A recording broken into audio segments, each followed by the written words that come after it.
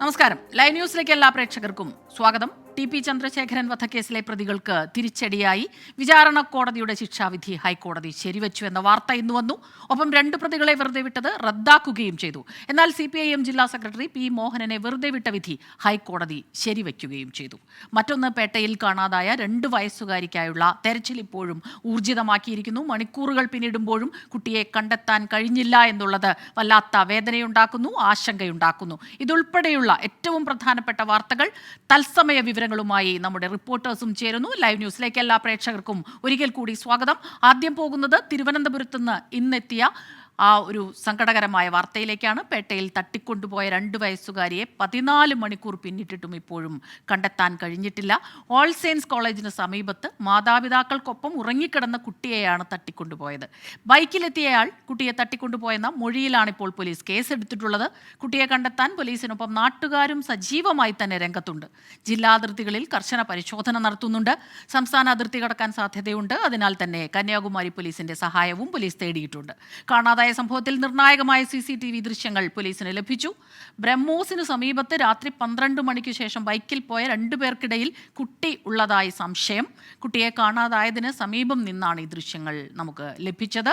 MG Pratheesh ചേരുന്നുണ്ട്, ഒപ്പം ഷഫീദ് റാവുത്തരും. ആദ്യം MG പ്രതീഷിലേക്കാണ്. പ്രതീഷ്, ഈ പലതരത്തിലുള്ള ഊഹങ്ങളോ അഭ്യൂഹങ്ങളോ ഒക്കെ വന്നുകൊണ്ടിരിക്കുമ്പോൾ ഈ കുട്ടിയെ ഈ ബൈക്കിൽ പോകുന്നവരുടെ 2 പേരുടെ നടുക്കായി ഈ കുഞ്ഞിനെ കണ്ടു എന്ന് പറഞ്ഞുള്ള വിവരങ്ങൾ വരുന്നു. അത് എത്രത്തോളം നമുക്ക് വിശ്വസിക്കാവുന്ന ഒരു കാര്യമാണ്? ഇപ്പോൾ വരുന്ന ഏറ്റവും പുതിയ വിവരങ്ങൾ അതുതന്നെയാണോ ഷഫീദ്? സ്മിത നേരത്തെ സൂചിപ്പിച്ചതുപോലെ തന്നെ 2 വയസ്സുകാരിയെ തട്ടിക്കൊണ്ടുപോയിട്ട് ഏകദേശം 14 മണിക്കൂർ പിന്നിടുകയാണ്. പക്ഷേ ഈ കേസിൽ നിർണായകമെന്ന് അല്ലെങ്കിൽ വഴിത്തിരിവെന്ന് പറയപ്പെടുന്ന ഒരു തുമ്പും പോലീസിന് ഇതുവരെ ലഭിച്ചില്ല എന്നതാണ് ഏറ്റവും പ്രധാനപ്പെട്ട കാര്യം. തുടക്കം മുതൽ തന്നെ ഈ കുട്ടിയുടെ സഹോദരന്റെ മൊഴിയും ഒപ്പം ഈ CCTVകളും കേന്ദ്രീകരിച്ചുള്ള അന്വേഷണമാണ് പേട്ട പോലീസിന്റെ ഭാഗത്ത് നിന്ന് ഉണ്ടാകുന്നത്. പക്ഷേ കൃത്യമായിട്ടുള്ളൊരു വിവരം അല്ലെങ്കിൽ ഇതിലേക്ക് പ്രധാനപ്പെട്ട ഒരു ലീഡ് എന്ന തരത്തിൽ പോലീസിന് ഇതുവരെയും ഒരു തെളിവും ലഭിച്ചു. ആദ്യഘട്ടത്തിൽ ഈ കുട്ടിയുടെ മൊഴി അടിസ്ഥാനമാക്കിയായിരുന്നു FIR എടുത്തതും പിന്നീട് അന്വേഷണം നടത്തിയതും. പിന്നീട് മാതാപിതാക്കളെയും അടുത്ത ബന്ധുക്കളെയും അടക്കം സ്റ്റേഷനിലേക്ക് വിളിപ്പിക്കുകയും ചോദ്യം ചെയ്യുകയും ചെയ്തിരുന്നു. ആ ചോദ്യം ചെയ്യൽ ഇപ്പോഴും പേട്ട സ്റ്റേഷനിൽ തുടരുകയാണ്. ഈ മാതാപിതാക്കൾ നൽകുന്ന മൊഴികളിലടക്കം ചില വൈരുദ്ധ്യങ്ങളുണ്ട്. ഒപ്പം ഈ സഹോദരൻ ആദ്യം പറഞ്ഞത് ഒരു മഞ്ഞ സ്കൂട്ടർ അതിന് മുന്നിൽ കണ്ടു എന്നതാണ്. പക്ഷേ അതും പൂർണ്ണമായും പോലീസ് വിശ്വാസത്തിൽ എടുത്തിട്ടില്ല. കാരണം ആ മൊഴി സാധൂകരിക്കുന്ന യാതൊരു തെളിവുകളും പോലീസിന് ഇതുവരെ ലഭിച്ചില്ല എന്നതാണ് ഏറ്റവും പ്രധാനപ്പെട്ട കാര്യം. ഈ പ്രദേശത്തെ CCTV ദൃശ്യങ്ങളടക്കം പോലീസ് കൃത്യമായി പരിശോധിച്ചിരുന്നു. പക്ഷേ വലിയ തരത്തിലൊരു ലീഡ് പോലീസിലേക്ക് എത്തിയിട്ടില്ല. നേരത്തെ വന്ന ഒരു കാര്യം, ഈ ബ്രഹ്മോസിന് സമീപത്ത് ഏകദേശം 12 മണിയോടുകൂടി തന്നെ 2 പേർ ഇരുചക്ര വാഹനത്തിൽ പോകുന്നതൊരു CCTV ദൃശ്യങ്ങളിലുണ്ട്. പക്ഷേ ഇവർക്കിടയിൽ കുഞ്ഞുണ്ട് എന്നൊരു സംശയം പോലീസിന്റെ ഭാഗത്തു നിന്നുണ്ട്. പക്ഷേ അത്തരത്തിലൊരു സ്ഥിരീകരണം അല്ലെങ്കിൽ അതിനെ സാധൂകരിക്കുന്ന തരത്തിലുള്ള യാതൊരു കൂടുതൽ തെളിവുകളും ഒന്നും തന്നെ പോലീസിന്റെ ഭാഗത്ത് നിന്ന് ഉണ്ടായിട്ടില്ല. അതുകൊണ്ട് തന്നെ ഈ കുടുംബാംഗങ്ങൾ കേന്ദ്രീകരിച്ചടക്കം കൂടുതൽ അന്വേഷണങ്ങൾ നടക്കുന്നുണ്ട്. നമുക്ക് ഈ ദൃശ്യങ്ങളിൽ കാണുന്നത്, ഇപ്പോൾ നമുക്ക് ദൃശ്യങ്ങളിൽ കാണാം, ഈ കുട്ടിയുടെ കുടുംബാംഗങ്ങൾ, മുത്തശ്ശി അടക്കമുള്ള ബന്ധുക്കളാണ് ഈ ദൃശ്യങ്ങളിലുള്ളത്. നേരത്തെ തന്നെ ഇവരെ പേട്ട പോലീസ് സ്റ്റേഷനിലേക്ക് വിളിച്ചു വരുത്തിയിരുന്നു. പ്രധാനമായും കൂടുതൽ മൊഴി രേഖപ്പെടുത്തുന്നതിനും വിശദമായി ചോദ്യം ചെയ്യുന്നതിനും അടക്കമാണ് ഈ ബന്ധുക്കളെ അടക്കം സ്റ്റേഷനിലേക്ക് വിളിപ്പിച്ചത്. പക്ഷേ ഇവർ നൽകുന്ന മൊഴികളിലടക്കം ചില വൈരുദ്ധ്യങ്ങൾ ഉണ്ട് എന്നതാണ് പോലീസ് പ്രാഥമികമായും പറയുന്നത്. അതുകൊണ്ട് തന്നെ ഈ കേസിൽ വിശദമായ അന്വേഷണം നടത്തേണ്ടതുണ്ട്. നിലവിൽ 3 ടീമംഗങ്ങളായി തിരിഞ്ഞാണ് ഈ തട്ടിക്കൊണ്ടുപോകൽ കേസിൽ അന്വേഷണം നടത്തുന്നത്. ഒപ്പം പരമാവധി CCTVകൾ അടക്കം പോലീസ് പരിശോധിക്കുന്നുണ്ട്. മറ്റൊന്ന്, ഈഞ്ചക്കലെ ഒരു വ്യക്തി, ഷഹനാസ് എന്ന് പറയുന്ന ഒരു വ്യക്തി ഒരു രാത്രി കുട്ടിയെ സ്കൂട്ടറിൽ കൊണ്ടുപോകുന്നത് കണ്ടു എന്ന് പോലീസിന് മൊഴി നൽകിയിട്ടുണ്ട്. മാത്രമല്ല ആ മേഖലയിലുള്ള CCTVകൾ അടക്കം പോലീസ് ഇപ്പോൾ പരിശോധിക്കുന്നുണ്ട്. നേരത്തെ ഈ കണ്ടു എന്ന് പറയുന്ന വ്യക്തിയെ സ്റ്റേഷനിൽ കൊണ്ടുവരികയും അദ്ദേഹത്തിൽ നിന്ന് മൊഴി രേഖപ്പെടുത്തുകയും പോലീസ് ചെയ്തിട്ടുണ്ട്. പക്ഷേ ഒരു കൃത്യമായൊരു തെളിവ് അല്ലെങ്കിൽ കുട്ടിയിലേക്ക് എത്തുന്ന തരത്തിലുള്ള ഒരു തെളിവ് അന്വേഷണ സംഘത്തിന് ഇനിയും ലഭിച്ചിട്ടില്ല. അത്തരത്തിലൊരു അന്വേഷണത്തിലേക്കാണ് അല്ലെങ്കിൽ ആ ഒരു പരിശോധനയും അന്വേഷണവുമാണ് പേട്ട പോലീസിന്റെ ഭാഗത്ത് നിന്ന് പോകുന്നത്. ആ രീതിയിലാണ് പലതരത്തിലുള്ള ഊഹങ്ങളോ അഭ്യൂഹങ്ങളോ ഒക്കെ വരുമ്പോഴും കുട്ടി എവിടെ എന്നുള്ള ആ കാര്യത്തിൽ ഒരു തരത്തിലുള്ള തുമ്പും കിട്ടിയിട്ടില്ല എന്ന് വേണം മനസ്സിലാക്കാനായിട്ട്. നമുക്കൊരു വ്യക്തതയ്ക്ക് വേണ്ടി അന്വേഷണത്തിന്റെ ഒരു പുരോഗതി നടപടിയെക്കുറിച്ച് ഷഫീദ് റാവുത്തർ വിവരങ്ങൾ നൽകും. ഷഫീദ്, ഈ അന്വേഷണം വലിയ രീതിയിൽ തന്നെ നടക്കുന്നുണ്ട്, അതിർത്തികളിലെല്ലാം തന്നെ അന്വേഷണം നടക്കുന്നു. പക്ഷേ ഈ കുറഞ്ഞ മണിക്കൂറിനുള്ളിൽ ഈ കുഞ്ഞ് ഇങ്ങനെ അപ്രത്യക്ഷമാകും വിധം അത്രയ്ക്ക് പ്രശ്നം ഗുരുതരമാണ് കാര്യങ്ങൾ എന്ന് പറയുമ്പോൾ തീർച്ചയായിട്ടും അത് എവിടെയൊക്കെയോ എന്തൊക്കെയോ വീഴ്ചകളുണ്ടോ? യഥാർത്ഥത്തിൽ ഈ അന്വേഷണം തുടക്കത്തിൽ തന്നെ ശരിയായ ദിശയിലാണോ നീങ്ങുന്നത്? സംസ്ഥാനത്ത്, കേരളം പോലൊരു സംസ്ഥാനത്ത് തലസ്ഥാന നഗരത്തിൽ നിന്നൊരു കുഞ്ഞിനെ കാണാനില്ല, അല്ലെങ്കിൽ കുഞ്ഞിനെ ഒരാൾ എടുത്തുകൊണ്ടുപോയി എന്ന് പറഞ്ഞ് മണിക്കൂറുകൾ 15 പിന്നിടുന്നു. ഇതുവരെയും പോലീസിന് എന്താണ് സംഭവത്തിൽ കൃത്യമായി നടന്നത് എന്നുള്ള കാര്യം സ്ഥിരീകരിക്കാൻ കഴിയുന്നില്ല എന്നുള്ളത് സ്വാഭാവികമായും ആശങ്കയുണ്ടാക്കുന്ന ഒരു സംഭവം തന്നെയാണെന്നുള്ള കാര്യത്തിൽ തർക്കമില്ല. ഞാനിപ്പോൾ നിൽക്കുന്ന ഓൾ സയൻസ് കോളേജിന് സമീപത്തെ മൈതാനത്ത് അമ്മയോടും സഹോദരനും അച്ഛനുമൊപ്പം ഉറങ്ങുകയായിരുന്ന ബീഹാർ സ്വദേശികളുടെ 2 വയസ്സായ പെൺകുട്ടിയാണ് ഇന്നലെ രാത്രി 12 മണിക്കും 1 മണിക്കും ഇടയിൽ കാണാതായി എന്ന ബന്ധുക്കൾ പരാതി നൽകിയത്. അടിമുടി ദുരൂഹത ഇക്കാര്യത്തിൽ ഉണ്ട് എന്നുള്ള വിവരങ്ങൾ പുറത്തുവരുന്നു. പോലീസിനെ സംബന്ധിച്ച് പോലീസ് ആദ്യം മൊഴി രേഖപ്പെടുത്തിയത് സംഭവം നടക്കുന്നത് ഇങ്ങനെയായിരുന്നു. ഈ സ്ഥലത്ത് അമ്മയോടും സഹോദരങ്ങൾക്കും മാതാപിതാക്കൾക്കും ഒപ്പം ഉറങ്ങുകയായിരുന്ന മരിയെ രാത്രി 12:30 കാണാനില്ല എന്ന് പറയുന്നു. കുട്ടികളായിരുന്നു എഴുന്നേറ്റ് മാതാപിതാക്കളെ ഇക്കാര്യം അറിയിച്ചത്. ഒപ്പമുണ്ടായിരുന്ന 10 വയസ്സുകാരിയും അതേപോലെ തന്നെ 10 വയസ്സുകാരനും 6 വയസ്സുകാരനും. ശേഷം അവർ മാതാപിതാക്കളോട് പറഞ്ഞത് ബൈക്കിൽ വന്നൊരാൾ മരിയെ എടുത്തുകൊണ്ട് പോയി എന്നുള്ളതാണ്. അതിന് പിന്നാലെയാണ് പോലീസ് അന്വേഷണം ആരംഭിച്ചത്. ഈ കുട്ടികളുടെ മൊഴിയുടെ അടിസ്ഥാനത്തിൽ ഒരു മഞ്ഞ നിറത്തിലുള്ള ആക്ടിവ സ്കൂട്ടറിലാണ് ഈ ഒരാൾ വന്ന് എടുത്തുകൊണ്ട് പോയി എന്നുള്ളതായിരുന്നു പോലീസിന് ആദ്യം ലഭിച്ച വിവരം. അതിന്റെ അടിസ്ഥാനത്തിലായിരുന്നു പോലീസ് എഫ്ഐആർ ഇട്ട് അന്വേഷണം ആരംഭിച്ചത്. അതിനുശേഷം പോലീസ് ഇവിടെ നിന്ന് വേളി മാധവപുരം ഭാഗത്തേക്കും കൂടാതെ ചാക്ക ഈഞ്ചക്കൽ ഭാഗത്തേക്കുമുള്ള CCTV ദൃശ്യങ്ങൾ പരിശോധിച്ചു. പക്ഷേ ആ ദൃശ്യങ്ങളിലൊന്നും ഏതെങ്കിലും തരത്തിൽ ഈ മൊഴികളിൽ മാതാപിതാക്കളടക്കം പോലീസിന് നൽകിയ പരാതിയിൽ അതിനുശേഷം എടുത്ത മൊഴിയിൽ പറയുന്ന ഒരു കാര്യവും സ്ഥിരീകരിക്കാൻ കഴിഞ്ഞിട്ടില്ല. സ്കൂട്ടർ കണ്ടെത്താൻ കഴിഞ്ഞിട്ടില്ല. അങ്ങനെ ഒരു സ്കൂട്ടറിൽ കുട്ടിയുമായി പോകുന്ന ദൃശ്യങ്ങൾ കാണാൻ കഴിഞ്ഞിട്ടില്ല. ആകെ പോലീസിന് ലഭിച്ചത് ഒരു അവ്യക്തമായ ദൃശ്യമാണ്. ആ ദൃശ്യത്തിൽ സാധാരണഗതിയിൽ തിരുവനന്തപുരമാണ്, ശംഖുമുഖം ഭാഗത്തു നിന്നൊക്കെ ആളുകൾ നിരവധി രാത്രിയൊക്കെ വരും. അപ്പോൾ അങ്ങനെ 2 പേരും ഒരു കുട്ടിയും പോകുന്ന ഒരു ദൃശ്യം മാത്രമാണ് പോലീസിന് ലഭിച്ചത്. പക്ഷേ ആ ദൃശ്യത്തെ കേന്ദ്രീകരിച്ച ആധികാരികമായി ഒന്നും പോലീസ് പങ്കുവയ്ക്കുന്നില്ല. ഇനി പോലീസിനെ സംബന്ധിച്ച മറ്റൊരു സംശയം ഒരു ഓട്ടോറിക്ഷ കേന്ദ്രീകരിച്ചായിരുന്നു. ആ ഓട്ടോറിക്ഷയും പോലീസ് പരിശോധന നടത്തി. പക്ഷേ അവിടെയും പോലീസിന് സംശയിക്കേണ്ടതായിട്ടുള്ള ഒരു കാര്യവുമില്ല എന്നാണ് പോലീസ് പറയുന്ന കാര്യം. Thiruvananthapuram city police commissioner CH Nagaraju നേരിട്ട് അന്വേഷണം നടത്തിയിട്ടും ഇത്ര മണിക്കൂർ പിന്നിട്ടിട്ടും ഈ കാര്യത്തിൽ എന്താണ് സംഭവിക്കുന്നത് എന്നുള്ള കാര്യത്തിൽ ഒരു വ്യക്തതയില്ല. പോലീസിനെ സംബന്ധിച്ച് ഈ മാതാപിതാക്കളുടെ മൊഴിയിൽ ചില സംശയങ്ങളുണ്ട്. പ്രത്യേകിച്ച് ഇവർ പറയുന്ന ഓരോ സമയവും പറയുന്നത് ഓരോ കാര്യങ്ങളാണ്. അതിന്റെ അടിസ്ഥാനത്തിലാണ് ഇവിടെ ഉണ്ടായിരുന്ന ഈ കുട്ടിയുടെ മുത്തശ്ശി അടക്കമുള്ള ആളുകളെ വീണ്ടും സ്റ്റേഷനിലേക്ക് എത്തിച്ച് വിശദമായ മൊഴി രേഖപ്പെടുത്തുന്ന അടക്കമുള്ള കാര്യങ്ങളിലേക്ക് കടന്നിരിക്കുന്നത്. ഒരു കുട്ടിയുടെ മൊഴിയിലെടുത്ത പരാതി അല്ലെങ്കിൽ കുട്ടി പറഞ്ഞ കാര്യത്തിലെടുത്ത പരാതി പിന്നീട് ആ കുട്ടി തന്നെ 2 തവണ മൊഴി മാറ്റി പറഞ്ഞു. മാതാപിതാക്കൾക്കും വ്യത്യസ്തമായ മൊഴിയുണ്ട്. ഇത് അടിമുടി ദുരൂഹതയ്ക്ക് വഴിവെക്കുന്നു എന്നതാണ് പോലീസ് പറയുന്നത്. അതുകൊണ്ട് തന്നെ അക്കാര്യത്തിൽ മാതാപിതാക്കളെ കൂടുതൽ വിശദമായി മൊഴി രേഖപ്പെടുത്തുക, അവരിൽ നിന്ന് കൂടുതൽ വിവരം ശേഖരിക്കുക, ശേഷം മാത്രം ഇക്കാര്യത്തിൽ അന്വേഷണത്തിലേക്ക് കടക്കുക എന്നതാണ് ഏറ്റവും പ്രധാനപ്പെട്ട കാര്യം. നിലവിൽ 2 ജില്ലകളിൽ, തിരുവനന്തപുരം, കൊല്ലം ജില്ലകളിൽ പോലീസിന്റെ പരിശോധന തുടരുന്നുണ്ട്. കന്യാകുമാരിയിലേക്ക് അടക്കം ഇതിനോടകം തന്നെ ട്രെയിൻ മാർഗം ഇപ്പോൾ നമുക്ക് ആ ദൃശ്യങ്ങളിൽ സ്മിത കാണാൻ സാധിക്കും. അതായത് ഈ സംഭവം നടക്കുന്ന സ്ഥലത്ത് നിന്ന് ഇത്ര ദൂരം മാത്രമാണ് റെയിൽവേ ട്രാക്ക് ഉള്ളത്. തൊട്ടപ്പുറത്ത് ഒരു 500 മീറ്ററിനപ്പുറത്തേക്ക് കൊച്ചുവേളി റെയിൽവേ സ്റ്റേഷനാണ്. ഇവിടെ നിന്നൊരു പക്ഷേ തമിഴ്നാട് ഭാഗത്തേക്കൊക്കെ പോകാനുള്ള സാധ്യതയുണ്ട്. പക്ഷേ പോലീസ് അത് തള്ളുന്നുണ്ടെങ്കിൽ കൂടി ഏതെങ്കിലും തരത്തിൽ അങ്ങോട്ടേക്ക് പോയിട്ടുണ്ടെങ്കിൽ അവിടെ നിന്നുള്ള വിവരശേഖരണം കൂടി പോലീസിനെ സംബന്ധിച്ച് നടത്തേണ്ടതായിട്ടുണ്ട്. പോലീസ് ഒടുവിൽ സംശയിക്കുന്നതനുസരിച്ച് ഈ നാടോടി സംഘത്തിൽ തന്നെ പെട്ട മറ്റാരെങ്കിലും ഇങ്ങനെ ഒരു ശ്രമം നടത്തിയോ അല്ലെങ്കിൽ ഇവർ തമ്മിലുള്ള എന്തെങ്കിലും പ്രശ്നമുണ്ടോ ഇക്കാര്യത്തിലൊക്കെ എന്ന പല വിധത്തിലുള്ള വശങ്ങളും എല്ലാ വശങ്ങളും പോലീസ് പരിശോധിച്ചു വരികയാണ് സ്മിത. അതെ, ഷഫീദ് സൂചിപ്പിച്ചതുപോലെ തന്നെ ഈ മൊഴികളിലുള്ള അവ്യക്തത, അതോടൊപ്പം തന്നെ ഈ ഒരു വൈരുദ്ധ്യം, ഇതൊക്കെ തന്നെ പോലീസിന് കുറച്ച് കൺഫ്യൂഷൻ ഉണ്ടാക്കുന്നുണ്ടെങ്കിൽ പോലും ഒരു കാര്യം ഏറ്റവും പ്രധാനമാണ്. ഓരോ മണിക്കൂർ പിന്നിടുമ്പോഴും ആ കുഞ്ഞിൻ്റെ ജീവൻ അത് അപകടത്തിലാകാനുള്ള ഒരു സാധ്യത കൂടി നമ്മൾ മുന്നിൽ കാണേണ്ടിയിരിക്കുന്നു. രാത്രിയായാൽ അന്വേഷണം എത്രത്തോളം സാധ്യമാകും എന്നുള്ള കാര്യത്തിലും ആശങ്കയുണ്ട്. അതുകൊണ്ട് തന്നെ എത്രയും പെട്ടെന്ന് തന്നെ ആ കുഞ്ഞിനെ കണ്ടെത്താനുള്ള ശ്രമങ്ങൾ അതങ്ങനെ ഊർജിതമായി തന്നെ നടക്കട്ടെ. കുഞ്ഞിന് പരുക്കുകളൊന്നുമേൽക്കാതെ സേഫായി തിരികെ കിട്ടുമെന്ന പ്രതീക്ഷയും നമ്മുടെ മനസ്സിലുണ്ട്. കൂടുതൽ വിവരങ്ങളുമായി വരും മണിക്കൂറുകളിൽ ഷഫീദ് റാവുത്തറും MG പ്രതീഷും നമുക്കൊപ്പം ചേരുകയും ചെയ്യും. നമ്മൾ ഇനിയും മറ്റൊരു പ്രധാനപ്പെട്ട വാർത്തയിലേക്ക് കൂടി കടക്കുന്നു. TP ചന്ദ്രശേഖരൻ വധക്കേസിൽ പ്രതികൾക്ക് തിരിച്ചടിയായി വിചാരണ കോടതി വിധി ചോദ്യം ചെയ്ത പ്രതികൾ നൽകിയ അപ്പീൽ ഹൈക്കോടതി തള്ളിയിരിക്കുന്നു. 10 പ്രതികളുടെയും ജീവപര്യന്തം ശരിവച്ച കോടതി KK കൃഷ്ണൻ, ജ്യോതി ബാബു എന്നിവരെ വെറുതെ വിട്ട നടപടി റദ്ദാക്കി.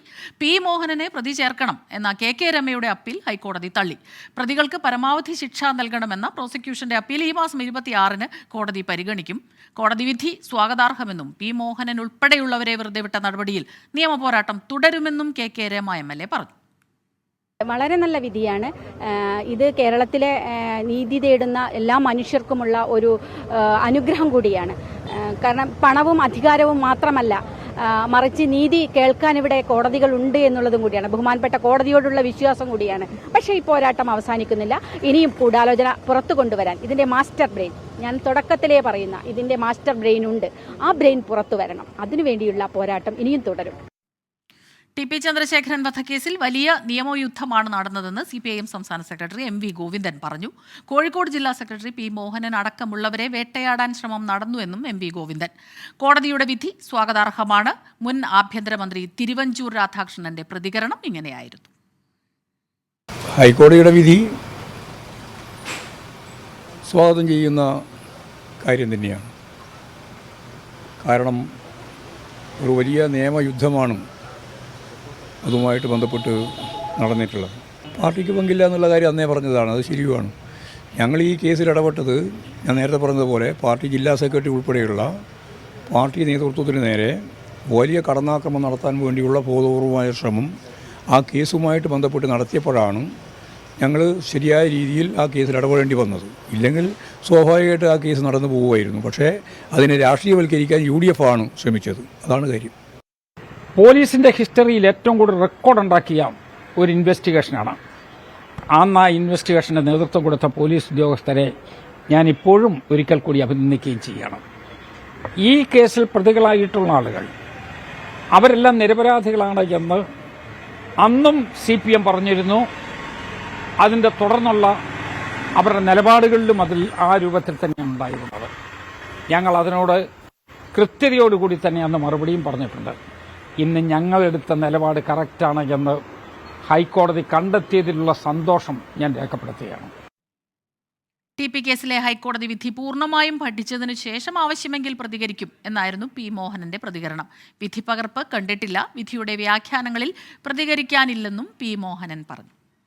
അത് സംബന്ധിച്ചിട്ട് വിധി പകർപ്പൊക്കെ ഒന്ന് പരിശോധിച്ചതിന് ശേഷം എന്തെങ്കിലും അഭിപ്രായമൊക്കെ പറയേണ്ടതുണ്ടെങ്കിൽ അപ്പോൾ പറയുന്നതായിരിക്കും ഉചിതം.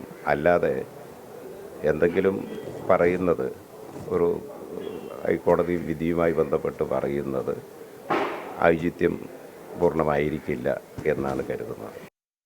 വിവരങ്ങളുമായി ശ്രീകാന്ത് ചേരുന്നുണ്ട്. ശ്രീകാന്ത്, ഈ വിവിധ പ്രതികരണങ്ങളിൽ നിന്ന് നമുക്ക് മനസ്സിലാക്കാൻ കഴിയുന്നത് വളരെ സ്വാഗതാർഹമായ ഒരു വിധി എന്നുള്ള രീതിയിൽ തന്നെയാണ് പറയുന്നത്. പക്ഷേ KK രമയുടെ ആ പ്രതികരണത്തിൽ തന്നെയുണ്ട് ഇതിൻ്റെ ഒരു മാസ്റ്റർ ബ്രെയിൻ ഉണ്ട്, അതിൽ നിയമപോരാട്ടവുമായി അത് കണ്ടെത്തും വരെ നിയമപോരാട്ടം തുടരുമെന്ന് പറയുന്നു. പക്ഷേ ഇന്ന് വന്ന വിധിയിൽ തീർച്ചയായും 2 പ്രതികളെ വെറുതെ വിട്ട ആ ഒരു വിചാരണ കോടതിയുടെ ശിക്ഷാവിധി അത് റദ്ദാക്കി എന്നുള്ളത് തന്നെ വളരെ സുപ്രധാനമായ ഒരു നീക്കമാകുന്നു ഹൈക്കോടതിയുടെ ഭാഗത്തുനിന്ന്. സ്മിത, ജസ്റ്റിസുമാരായ കൗസർ അടപ്പകത്ത്, ജയശങ്കരൻ നമ്പ്യാർ എന്നിവരുടെ ഡിവിഷൻ ബെഞ്ചാണ് ഈ കേസിൽ വിധി പറഞ്ഞത്. 10 പ്രതികളുടെ ജീവപര്യന്തം തടവ് ശിക്ഷ നേരത്തെ വിചാരണ കോടതി വിധിച്ചതാണ്, അത് ശരിവെച്ചിട്ടുണ്ട്. രണ്ടാമത്തേത് നേരത്തെ വിചാരണ കോടതി വെറുതെ വിട്ട 2 പേരുണ്ട്, KK കൃഷ്ണനും ജ്യോതി ബാബുവും. ഈ 2 പേരെയും കുറ്റക്കാരായി കണ്ടെത്തിയിരിക്കുന്നു. ഇരുവർക്കും ശിക്ഷ 26-ാം തീയതി വിധിക്കും. ഈ പ്രതികൾ എല്ലാവരും തന്നെ 12 പ്രതികളും 26-ാം തീയതി കോടതി മുൻപാകെ ഹാജരാകണമെന്നും ഹൈക്കോടതി അറിയിച്ചിട്ടുണ്ട്. 1 മുതൽ 7 വരെയുള്ള പ്രതികൾക്ക് ശിക്ഷ ഉയർത്തുന്നത് സംബന്ധിച്ച് സംസ്ഥാന സർക്കാരിൻ്റെ ഒരു അപ്പീൽ കോടതിയുടെ മുന്നിലുണ്ട്. ആ അപ്പീലിന്മേൽ അന്ന് കോടതി ഒരു വാദം കേൾക്കും. ശേഷം ഒരു പക്ഷേ അവർക്ക് ശിക്ഷ ഉയർത്താനും സാധ്യതയുണ്ട്. അങ്ങനെയെങ്കിൽ ജീവപര്യന്തം തടവ് ശിക്ഷ കിട്ടിയ പ്രതികൾക്ക് വധശിക്ഷ ആയി അത് മാറുന്നതിനുള്ള സാധ്യത വളരെ കൂടുതലാണ്. അത് മുൻകൂട്ടി കണ്ടുകൊണ്ട് കോടതി പ്രതികളുടെ മാനസികാരോഗ്യം അത് പരിശോധിക്കണമെന്നും നിർദ്ദേശം നൽകിയിട്ടുണ്ട്. സുപ്രധാനമായ നീക്കമാണ് കോടതിയുടെ ഭാഗത്തുനിന്ന് വന്നത്. അതേസമയം PK കുഞ്ഞനന്ദൻ ജയിലിൽ ശിക്ഷ അനുഭവിച്ചു വരവേ മരിച്ചെങ്കിലും PK കുഞ്ഞനന്ദന്റെ ശിക്ഷാവിധി ചോദ്യം ചെയ്തുള്ള അപ്പീൽ അത് തള്ളിയിട്ടുണ്ട്. PK കുഞ്ഞനന്ദന്റെ ശിക്ഷ ശരിവെച്ചു. മറ്റൊന്ന് P. മോഹനന്റേതാണ്. കോഴിക്കോട് CPIM ജില്ലാ സെക്രട്ടറി P. മോഹനന്റെ ശിക്ഷ P. മോഹനെ വെറുതെ വിട്ടതിനെതിരെ KK രമ സമർപ്പിച്ച ഹർജി ഉണ്ടായിരുന്നു. പക്ഷേ അത് കോടതി തള്ളിക്കളഞ്ഞു. P. മോഹനെ വെറുതെ വിട്ട വിചാരണ കോടതി നടപടി ഇപ്പോൾ ഹൈക്കോടതി കൂടി ശരിവെച്ചിരിക്കുകയാണ്. ശരി ശ്രീകാന്ത്, തുടരുക. മറ്റൊരു പ്രധാനപ്പെട്ട വാർത്ത കൂടി ഇപ്പോൾ വരുന്നുണ്ട്. മസാല ബോണ്ട് ഇടപാടിൽ ED സമൻസിനെതിരായ കിഫ്ബിയുടെയും മുൻമന്ത്രി തോമസ് ഐസക്കിന്റെയും ഹർജികൾ ഹൈക്കോടതി പരിഗണിക്കുന്നു. സാക്ഷ്യപ്പെടുത്തിയ പകർപ്പുകൾ ED ആവശ്യപ്പെടുന്നതിൽ ബുദ്ധിമുട്ടുണ്ടെന്ന് കിഫ്ബി കോടതിയെ അറിയിച്ചു. എല്ലാ രേഖകളും കിഫ്ബിയുടെ പക്കലാണുള്ളതെന്നും തനിക്ക് കൂടുതലായൊന്നും നൽകാനില്ലെന്നും ഡോക്ടർ തോമസ് ഐസക് EDക്ക് മുന്നിൽ ഹാജരാകില്ല എന്ന് വിവരം കോടതിയെ അറിയിക്കുകയും ചെയ്തു. ശ്രീകാന്ത്, എന്താണ് കൂടുതൽ വിവരങ്ങൾ? മസാല ബോണ്ട് കേസുമായി ബന്ധപ്പെട്ട് ഇന്ന് സുപ്രധാനമായ വാദങ്ങളാണ് ഹൈക്കോടതി മുൻപാകെ നടന്നത്. അതായത് ഈ കേസിൽ സാക്ഷ്യപ്പെടുത്തിയ പകർപ്പുകൾ ആവശ്യപ്പെടുന്നതിൽ ബുദ്ധിമുട്ടുണ്ടെന്ന് കിഫ്ബി ഇന്ന് കോടതിയെ അറിയിച്ചു. എല്ലാം ഫയലിംഗ് ആണ് എന്നാണ് കിഫ്ബിയുടെ നിലപാട്. എല്ലാ രേഖകളും കിഫ്ബിയുടെ പക്കലാണെന്നും തനിക്ക് കൂടുതലൊന്നും നൽകാനില്ലെന്നും തോമസ് ഐസക്കം നിലപാടെടുത്തു. ED സമൻസിന് തങ്ങൾ മറുപടി നൽകിക്കൊള്ളാം എന്ന് കിഫ്ബി ഇന്ന് സമ്മതിച്ചിട്ടുണ്ട്. മസാല ബോണ്ടിൽ ഉപയോഗിക്കാൻ പാടില്ലാത്ത വിധം ഫണ്ടുകൾ ഉപയോഗിച്ചെന്നും മസാല ബോണ്ടിലെ വിവരങ്ങൾ അറിയാവുന്നയാളാണ് ഐസക്കെന്നും ഇദ്ദേഹം അന്യനല്ല ഈ കേസിൽ നിന്നും ED വ്യക്തമാക്കി. കിഫ്ബി മാത്രം ഹാജരായാൽ മറുപടി നൽകിയാൽ പോരാ, തോമസ് ഐസക്കം മറുപടി നൽകിയേ തീരൂ എന്ന് ED ഇന്ന് നിലപാടെടുത്തിട്ടുണ്ട്. അതേസമയം താൻ EDക്ക് മുന്നിൽ ഹാജരാകില്ല, ഈ സമൻസ് നിയമവിരുദ്ധമാണെന്ന് തോമസ് ഐസക് വ്യക്തമാക്കി. മസാല ബോണ്ട് കേസുമായി ബന്ധപ്പെട്ട് കിഫ്ബി CEOയ്ക്ക് പകരം DGM അജോഷ് കൃഷ്ണകുമാർ EDക്ക് മുന്നിൽ ഹാജരാകും. 27, 28 തീയതികളിലാണ് ഹാജരാകാൻ പോകുന്നത്. ED ചോദിക്കുന്ന ചോദ്യങ്ങൾക്ക് അദ്ദേഹം മറുപടി നൽകും. അറസ്റ്റ് ഉണ്ടാകരുതെന്ന് കോടതി പറഞ്ഞിട്ടുണ്ട്. അതേസമയം തന്നെ തോമസ് ഐസക്കിനോട് ഹാജരാകാൻ പറഞ്ഞതിൽ അദ്ദേഹം ഹാജരാകില്ല എന്ന് അറിയിച്ചിട്ടുണ്ട്. അതിന്റെ തുടർ നടപടികൾ തീരുമാനിക്കുന്നതിന് മാർച്ച് 7 കേസ് മാറ്റിവെക്കുകയും ചെയ്തു.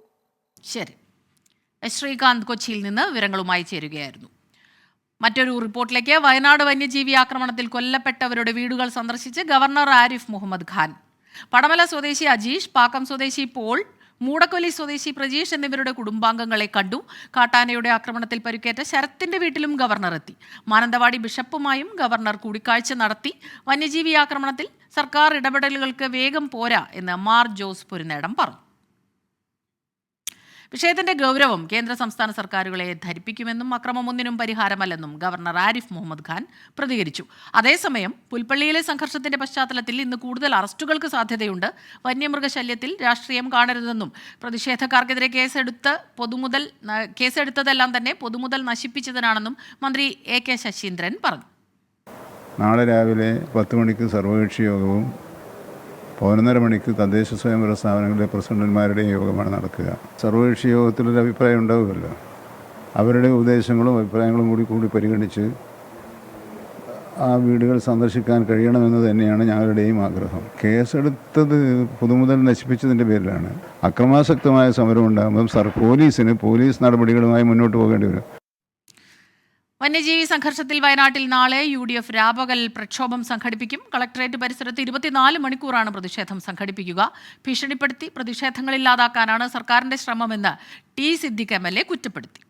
നാളെ കാലത്ത് 9 മണി മുതൽ 24 മണിക്കൂർ രാപ്പകൽ പ്രക്ഷോഭം UDF നേതൃത്വത്തിൽ വയനാട്ടിൽ നടക്കുക. വയനാട് കളക്ടറേറ്റ് പടിക്കൽ 24 മണിക്കൂർ രാപ്പകൽ പ്രക്ഷോഭത്തിന് നേതൃത്വം കൊടുക്കുക.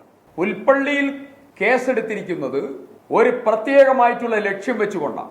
വനം മന്ത്രിക്ക് വയനാട് സന്ദർശിക്കാൻ ജനങ്ങളെ ഭീതിപ്പെടുത്തുന്നതിന് വേണ്ടിയാണ് ഈ കേസെടുത്തിരിക്കുന്നത്. വയനാട്ടിൽ വരേണ്ടത് ബഹുമാനപ്പെട്ട മുഖ്യമന്ത്രിയാണ്. അല്ലാതെ തിരിഞ്ഞു നോക്കാത്ത വനം മന്ത്രിക്ക് കൂടെ സഞ്ചരിക്കാൻ മന്ത്രിമാരെ അയക്കുന്ന നടപടി ഒരു കാരണവശാലും ഭൂഷണമല്ല. വിവരങ്ങളുമായി സുർജിത്ത് അയ്യപ്പത്ത് ചേരുന്നുണ്ട്. സുർജിത്ത്, ഇപ്പോൾ പ്രതിപക്ഷത്തിന്റെ ഒരു വിമർശനം, അത് മുഖ്യമന്ത്രിയാണ് അവിടെ എത്തേണ്ടതെന്ന് പറയുന്നു. വനമന്ത്രി എത്തിയില്ല എന്നുള്ള രീതിയിൽ വലിയ പ്രതിഷേധങ്ങൾ ഉണ്ടാകുന്നു. ഒപ്പം ഇക്കാര്യത്തിൽ രാഷ്ട്രീയം കാണരുതെന്ന് ഗവർണർ പറയുന്നു. പക്ഷേ ഗവർണറുടെ ആ ഒരു സന്ദർശനത്തിന് തീർച്ചയായും അതിനൊരു രാഷ്ട്രീയ മാനമുണ്ട്. വിശേഷിച്ച് തെരഞ്ഞെടുപ്പ് അടുത്ത് വരുന്ന ഒരു കാലം കൂടിയാണ്. ഗവർണർ സർക്കാർ പോരിങ്ങനെ വലിയ രീതിയിൽ തന്നെ മുന്നോട്ട് പോയിക്കൊണ്ടിരിക്കുമ്പോൾ തീർച്ചയായിട്ടും അതിലൊരു രാഷ്ട്രീയമുണ്ട്. പക്ഷേ ഈ ജനങ്ങൾക്ക് പ്രതീക്ഷിക്കാവുന്ന എന്തെങ്കിലും കാര്യങ്ങൾ ഉണ്ടാകുന്നുണ്ടോ? എന്തായാലും ഈ മന്ത്രിതല സംഘത്തിന്റെ സന്ദർശനത്തിൽ എന്തെങ്കിലും തരത്തിലുള്ള പുരോഗതി, ആശാവഹമായ പുരോഗതി ഇക്കാര്യങ്ങളിൽ ഉണ്ടാകുമെന്നുള്ള പ്രതീക്ഷ വയനാട്ടുകാർ പൊതുവെ പ്രകടിപ്പിക്കുന്നുണ്ട്. പക്ഷേ ഇതൊരു രാഷ്ട്രീയ വിഷയമായി മാറിക്കഴിഞ്ഞിട്ടുണ്ട് ഈ പ്രക്ഷോഭം എന്നുള്ളതാണ്. അതായത് വലിയ പ്രതിഷേധം, വിമർശനം ഇതെല്ലാം തന്നെ സർക്കാരിനെതിരെ ഉയർന്നിരുന്നു. നേരത്തെ വനം മന്ത്രി, ജില്ലയുടെ ചുമതലയുള്ള മന്ത്രിയാണ്, അദ്ദേഹം ഈ മരിച്ച ആളുകളുടെ വീടുകളിൽ ഇതുവരെ സന്ദർശിക്കാൻ തയ്യാറായിട്ടില്ല എന്നുള്ളത് ഗുരുതരമായ ആരോപണമായി നിലനിൽക്കുന്നൊരു പശ്ചാത്തലം കൂടിയുണ്ട്. എന്തായാലും നാളെ രാപ്പകൽ സമരം പ്രഖ്യാപിച്ചിട്ടുണ്ട് UDF-ന്റെ നേതൃത്വത്തിൽ. അത്തരത്തിൽ വലിയ സമരമായി മുന്നോട്ട് പോകുന്ന ഒരു സാഹചര്യം കൂടിയുണ്ട്. നാളെ എന്തായാലും മന്ത്രിതല സംഘത്തിൻ്റെ ആ ഒരു സന്ദർശനത്തിൽ പ്രതീക്ഷ അർപ്പിക്കുകയാണ് ഈ വയനാട്ടുകാർ. ഇന്ന് ഗവർണറുടെ സന്ദർശനം ഈ മരിച്ചവരുടെ കുടുംബങ്ങൾ, അതായത് 3 കുടുംബങ്ങളിലാണ് സന്ദർശിച്ചത്. അദ്ദേഹം രാവിലെ എത്തിയ ശേഷം ആദ്യം ചാലിഗദ്ദയിലെ അജീഷിൻ്റെ വീട് സന്ദർശിച്ചു. അതിനുശേഷം പാക്കത്തെ പോളിൻ്റെ വീട്, പിന്നീട് മൂടക്കൊല്ലിയിലെ പ്രജീഷിൻ്റെ വീട്. അതിനിടയിൽ ഈ മൂടക്കൊല്ലിയിലേക്ക് പോകുന്നതിന് മുമ്പ് ശരത്ത് എന്ന് പറയുന്ന കാട്ടാനാക്രമണത്തിൽ ഗുരുതരമായി പരിക്കേറ്റ് ചികിത്സയിൽ കഴിയുന്ന 24 കൊണ്ടുവന്ന ഒരു വാർത്തയാണ്. അത് 24 ആണ് ഈ ലോകത്തിന് മുമ്പാകെ ഈ ഒരു വിഷയം അവതരിപ്പിക്കുകയും കൂടുതൽ സഹായങ്ങൾ നൽകാൻ വേണ്ടി ആളുകൾ സജ്ജരായി വരികയും ചെയ്തത്. രാഹുൽ ഗാന്ധി അടക്കം സഹായഹസ്തവുമായി രംഗത്തെത്തിയിട്ടുണ്ട്. വിവിധ വ്യവസായികൾ ഉൾപ്പെടെ സഹായവുമായി അദ്ദേഹത്തിനെ സഹായിക്കാൻ വേണ്ടി രംഗത്തെത്തിയിട്ടുണ്ട്. അവിടേക്ക് ഗവർണർ ആ കോളനിയിലേക്ക് എത്തിയെന്നുള്ളതാണ്. അദ്ദേഹം ശരത്തിനെ കണ്ടു, കുടുംബാംഗങ്ങളെ കണ്ടു, എല്ലാ സഹായവും വാഗ്ദാനം ചെയ്തു. ഒപ്പം തന്നെ ഈ വിശദമായ രീതിയിൽ ഇതുമായി ബന്ധപ്പെട്ട ഒരു അപേക്ഷ എഴുതി നൽകാൻ അദ്ദേഹം ആവശ്യപ്പെട്ടു. അതിനുശേഷമാണ് അവിടെ നിന്നും മടങ്ങിയത്. ഇതിനുശേഷം മൂടക്കൊല്ലിക്ക് ശേഷം പിന്നീട് എത്തിയത് ബിഷപ്പ് ഹൗസിലേക്കാണ്. ബിഷപ്പ് ഹൗസിൽ ബിഷപ്പുമാരുമായി അദ്ദേഹം കൂടിക്കാഴ്ച നടത്തി. മാനന്തവാടി രൂപതയിലെ ബിഷപ്പ് ഉൾപ്പെടെ യാക്കോബായ സഭയുടെ മലബാർ ഭദ്രാസന അധിപൻ ഉൾപ്പെടെയുള്ളവർ ഇവിടേക്ക് എത്തിയിരുന്നു. അവരുമായി കൂടിക്കാഴ്ച നടത്തി.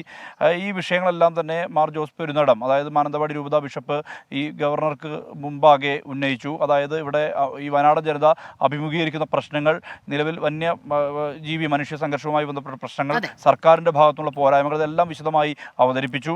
ഇതിന് ഗവർണർ ആരെല്ലാം വന്നാലും അവരുടെ പ്രശ്നങ്ങൾക്ക് പരിഹാരമാകണം, അവരുടെ ജീവന് സുരക്ഷ വേണം, ഇനിയൊരു ജീവൻ കൂടി അവിടെ പൊലിഞ്ഞു പോകാതിരിക്കട്ടെ, അതിനുള്ള പരിഹാരങ്ങളാകട്ടെ. ഏത് രാഷ്ട്രീയ പാർട്ടിയായാലും ഭരണപ്രതിപക്ഷമായാലും ഒന്നിച്ചു നിന്ന് വയനാട്ടിലെ ജനങ്ങളുടെ പ്രശ്നങ്ങൾക്ക് പരിഹാരമുണ്ടാക്കുമെന്ന് നമ്മൾ പ്രതീക്ഷിക്കുന്നു. സുർജിത്ത് അയ്യപ്പത്താണ് വിവരങ്ങളുമായി നമുക്കൊപ്പം ചേർന്നത്. വയനാട് പുൽപ്പള്ളിയിൽ പശുവിനെ കൊന്ന കടുവയ്ക്കായുള്ള തെരച്ചിൽ അവസാനിപ്പിച്ചിരിക്കുന്നു എന്ന വാർത്തയും വരുന്നു. കടുവയുടെ കാൽപ്പാടുകൾ പിന്തുടരാൻ കഴിയുന്നില്ല എന്ന് വനം വകുപ്പ് അറിയിച്ചു. ഇനി കടുവയെ കണ്ടാൽ അറിയിക്കണമെന്ന് വനം വകുപ്പ് നിർദ്ദേശവും നൽകിയിട്ടുണ്ട്. അരുൺ പാറയ്ക്കൽ ചേരുന്നുണ്ട് വയനാട്ടിൽ നിന്ന് വിവരങ്ങളുമായി. അരുൺ, ഈ വന്യജീവിയിൽ കടുവ വരുന്നു, കാട്ടാന വരുന്നു, കാട്ടാനക്കൂട്ടം വരുന്നു, ഇങ്ങനെ ആശങ്കയിലാണ്. ഒരു വശത്തുകൂടെ ജീവൻ നഷ്ടമായവരെ കുറിച്ചുള്ള വേദന, ആവലാതി. അപ്പോൾ ഈ വീണ്ടും ഈ പ്രശ്നങ്ങളിൽ നിന്ന് ഇവർക്കൊരു മുക്തിയില്ല. ഇതിപ്പോൾ ഈ കടുവയ്ക്കായുള്ള തെരച്ചിൽ അവസാനിപ്പിച്ചിരിക്കുന്നു ഇപ്പോൾ എന്നുള്ള വാർത്തയാണോ വരുന്നത്? സ്മിത, കഴിഞ്ഞ 1 മാസത്തിലധികമായി ഞാൻ നിൽക്കുന്ന ഈ പ്രദേശത്ത് കടുവശല്യം രൂക്ഷമായിട്ടുണ്ട്. 56 കവലയിലാണ് ഞാൻ നിൽക്കുന്നത്. ഇവിടുത്തെ ഒരു വീട്ടിലാണ്. എനിക്ക് പുറകിൽ കാണുന്ന ഈ പറമ്പിലൊക്കെ കടുവ നിരന്തരമായി വന്നു പോകുന്നുവെന്ന് ഈ വീട്ടുകാരും അതുപോലെ തന്നെ നാട്ടുകാരുമൊക്കെ ഒരുപാട് തവണ വനം വകുപ്പിനെ അറിയിച്ചതാണ്, പരാതി പറഞ്ഞതാണ്. ഇന്ന് രാവിലെ ഈ വീട്ടിലെ ഒരംഗം തന്നെയാണ്, ഒരു വീട്ടമ്മ തന്നെയാണ് ഈ കടുവയെ കാണുന്നതും പിന്നീട് വനം വകുപ്പിനെ ഇതുമായി ബന്ധപ്പെട്ട വിവരം അറിയിക്കുന്നതും. തുടർന്ന് വനം വകുപ്പ് എത്തി, അതായത് ബേലൂർ മഗ്ന ദൗത്യത്തിനായി ഇവിടെ എത്തിയിരുന്ന, ബാവലിയിൽ ക്യാമ്പ് ചെയ്തിരുന്ന ഡോക്ടർ അജേഷ് മോഹൻദാസ് വെറ്റിനറി സർജനാണ്, വെറ്റിനറി അസിസ്റ്റന്റ് സർജനാണ്. അദ്ദേഹത്തിന്റെ നേതൃത്വത്തിലുള്ള സംഘമാണ് കടുവയെ മയക്കുവെടി വെക്കുന്നതിന് വേണ്ടി ഇവിടേക്ക് എത്തിച്ചേർന്നത്. തുടർന്ന് ഈ കടുവയുടെ കാൽപ്പാടുകൾ പിന്തുടർന്ന് വനംവകുപ്പ് ഉദ്യോഗസ്ഥർ ഈ പറമ്പിൽ ഒന്നാകെ, അതായത് ഒരു തോട്ടമേഖലയാണ്, ഈ പ്രദേശത്തൊന്നാകെ തെരഞ്ഞു. ഏകദേശം 3 മണിക്കൂറോളം നേരം വനംവകുപ്പ് ഉദ്യോഗസ്ഥർ ഈ പ്രദേശത്തുണ്ടായിരുന്നു. പക്ഷേ കടുവയുടെ കാൽപ്പാടുകൾ നിലവിൽ അതിന് പുറകെ പോകാൻ കഴിയുന്നില്ല. അത് മൈന്യൂട്ടായ കാൽപ്പാടുകളാണ്. അത് കൃത്യമായി മനസ്സിലാക്കാൻ സാധിക്കുന്നില്ല എന്നാണ് വനംവകുപ്പ് ഒടുവിൽ അറിയിച്ചിരിക്കുന്നത്. ഇപ്പോൾ താൽക്കാലികമായി തെരച്ചിൽ അവസാനിപ്പിച്ചിട്ടുണ്ട്. ഇനി ഈ പ്രദേശത്തെ കടുവയെ കാണുകയാണെങ്കിൽ അക്കാര്യം വനംവകുപ്പിനെ അറിയിക്കണമെന്നാണ് പറഞ്ഞിരിക്കുന്നത്. ഒരു നാട്ടുകാരൻ, പ്രദേശവാസി നമുക്കൊപ്പം ചേരുകയാണ്. അപ്പോൾ വനംവകുപ്പ് താൽക്കാലികമായി എൻ്റെ വീട്ടിൽ നിന്ന് പശു പിടിച്ചേ, കിടാവിനെ പിടിച്ചേ, എൻ്റെ വീട്ടിൽ നിന്ന് പിടിച്ചേ. ഇവിടുന്ന് പിടിച്ചിട്ട് എനിക്കത് നമ്മൾ പറഞ്ഞില്ലേ, 4 മണിക്ക് ഞാൻ വിളിച്ചു. 4 മണിക്ക് കടുവനെ കണ്ടു. വിളിച്ചിട്ട് ആരും വന്നില്ല, ആരും വരില്ല. അല്ല, ഇന്നിപ്പോൾ തെരച്ചിൽ നടത്തി. പക്ഷേ ആ പാവങ്ങൾ, ഞാൻ തെറ്റാന് മേടിക്കാൻ വേണ്ടി പൈസ ഞാൻ കൊടുത്തു, 50 രൂപ എടുത്ത് കൊടുത്തു. ഒരു ഇതുകൂടും ഇല്ലാതെ വന്ന് ഇവർ ഒരു വെപ്പൺസ് ഇല്ലാതെ വന്നു. അങ്ങനെയാണ് വരണ്ടേ? അതല്ല, അവർക്ക് എന്തെങ്കിലും നമ്മുടെ ഈ ഫോറസ്റ്റ് ഓഫീസർമാർക്ക് അല്ലെങ്കിൽ വരുന്ന ആൾക്കാർക്ക് എന്തെങ്കിലും വെപ്പൺസ് കൊടുക്കാനുള്ള ഒരു ആദ്യം നിങ്ങൾ അതാ ചെയ്യേണ്ടത്. അല്ലാതെ ആ പാവങ്ങൾ എന്ത് ചെയ്യും? ഫോറസ്റ്റ് എനിക്ക് ഭയങ്കര വിഷമമാണ് ആ പാവങ്ങൾ. ഇന്ന് അവരുടെ കയ്യിൽ ആയുധങ്ങൾ ഉണ്ടായിരുന്നു. ഇന്ന് ആയുധങ്ങൾ ഞങ്ങൾ പറഞ്ഞു നിങ്ങൾ പോകരുത്, പോകണമെങ്കിൽ അപ്പോൾ ഇത് വന്നിട്ട് നേരെ മുകളിലേക്ക് പോവുക. അപ്പോൾ കടുവ മുകളിൽ കണ്ടതാ, നേരെ മുകളിൽ ഞാൻ തെറി വിളിച്ചു. അതാ നീ ഞങ്ങളുടെ മുകളിൽ വെച്ചു. തിരിച്ചു വന്നിട്ട് നീ ഞങ്ങളുടെ മുകളിൽ വെച്ചു. അപ്പോൾ ഞാൻ മുകളിലേക്ക് പോവാ പറ്റില്ല എന്ന് പറഞ്ഞു. അങ്ങനെയൊന്നും ഒരു മനുഷ്യൻ എൻ്റെ മക്കളാണ് ഇരിക്കുന്നത്.